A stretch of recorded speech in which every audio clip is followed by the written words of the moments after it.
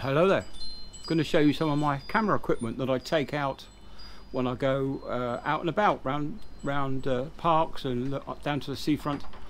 As you can see, this is what they call a gimbal, and I'll hold it up quite close. You can see as I'm moving the bottom of the gimbal, the actual camera stays rock steady. So the camera does use stabilization, but to get the best picture quality I have the gimbal, so when I'm at sea I can put on my neutral density filter and have stabilization. Now if I didn't want the cinematic effect I wouldn't be using this, I just use the camera stabilization, but this is what I use when I'm out and about, like I did around the park. And of course you can tilt the camera down and get some really low shots while the camera's staying absolutely rock steady. Find it absolutely amazing. So anyway, we've got the GoPro on top here, and I've mounted underneath. I've got I bought a cold shoe adapter for the microphone, the wireless microphone receiver is there, and on my lapel here is I've got my wireless microphone. I haven't put the dead cat on, but there is a dead cat for it, but as I'm not using this, yeah, so I do like this. It's the Crane M3. On the side here you've got a button and you can turn the light on. If I press it and hold it, I've got the light, and you can change that to whatever you like. Really, you can change the color and the brightness. You can change the intensity, go right down to nothing, and you can change the you can change the color and the brightness of this by pressing the button here. So I'm going to turn it off.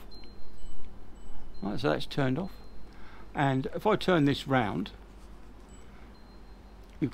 what you've got there is a little tiny touch screen that allows you to calibrate the setup. Once you've got the camera balanced and set up, you then calibrate it, and it does its little jiggly pokey stuff.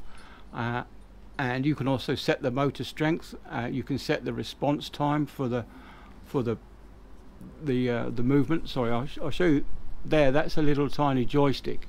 If you move the joystick, the camera will go around, and if I press it up, it goes down, more like an aircraft controller.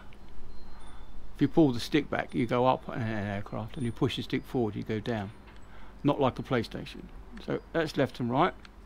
You've got a little button on the front there, which press it twice and it resets the camera, and then press it 3 times. If you get it right, it actually turns around and faces me. So press it 3 more times and it will go back facing you again. Okay. Not only do you get, this is what they call pan and follow. So if I turn this, it will turn with me to follow the subject. But it's got 5 other settings as well, and one of them is it will do landscape mode. Sorry, this is in landscape mode, but it will do portrait mode as well if you need to. I don't often use that, but this pan and follow is the one that I use. Comes with a little tripod, so you can put it on the floor or the deck, wherever you want to put it. And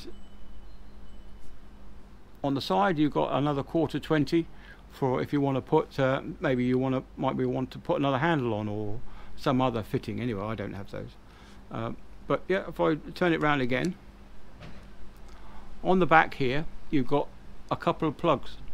One is for power supply, so you can actually power the camera from the tripod. If you wanted to extend the runtime on your GoPro, is you can actually power the camera from here, one of these little see. And then the other one, there's a red socket.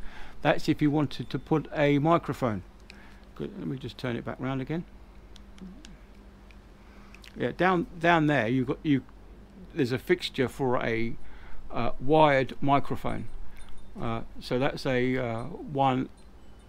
I think that's a 1/4 inch phono connection, and up here you've got an eighth of an inch That's 3.5mm phono connection there, if you wanted to have an external microphone. But yeah, I'm currently running on the wireless setup at the moment. Let me bring it around and show you. But because I put the camera up quite high, under there is a quick release mount. Now I'll put that camera up quite high only because the GoPro doesn't have a 1/4-20 threaded adapter under there. You've got the standard screw fitting for a camera, and you can get little tiny feet for the GoPro with a 1/4-20 thread in it, but I haven't got one of those. So I've just got my quick release connection there, and it makes when I'm well, I've got them on my bike as well. As you can see, I've got one just there. I've got another quick release on my bike, so when I want to put this camera and this camera on my bike, it's just a matter of doing a 1/4 turn and they come off. It's got quite a strong magnet inside as well, so if it does come loose, you've got the magnet will keep it on, but hopefully by that time you would have noticed and retightened it. But I've never had one come loose, apart from when it was on the dog's back and the dog's lead caught the camera and twisted it. Anyway, well, that was another story. But yeah, this is the only setup I use. I take it on board ship and I take it everywhere with me, really. As I said, it's just an absolutely phenomenal piece of kit, and it's great for low light levels. People say that the GoPro is no good in low light, but when you've got a gimbal, the GoPro in low light is absolutely fantastic.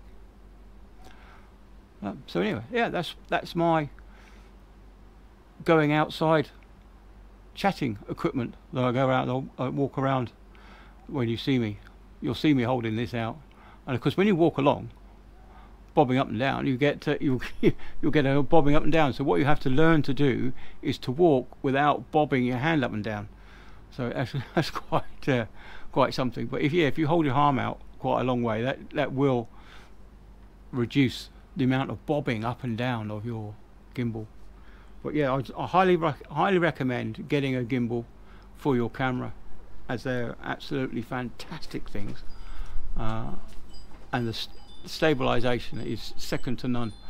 But yeah, going back to the GoPro stabilization, what it does is it takes a bigger picture than you need and it crops it in.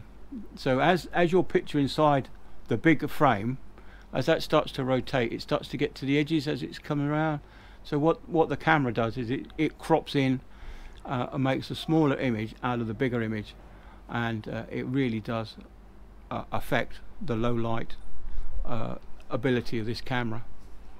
So that's why I turn it off, just so that I can get a much better picture for you guys at home as you're watching. Okay, right, I'll turn this off and finish this little thing about my gimbal.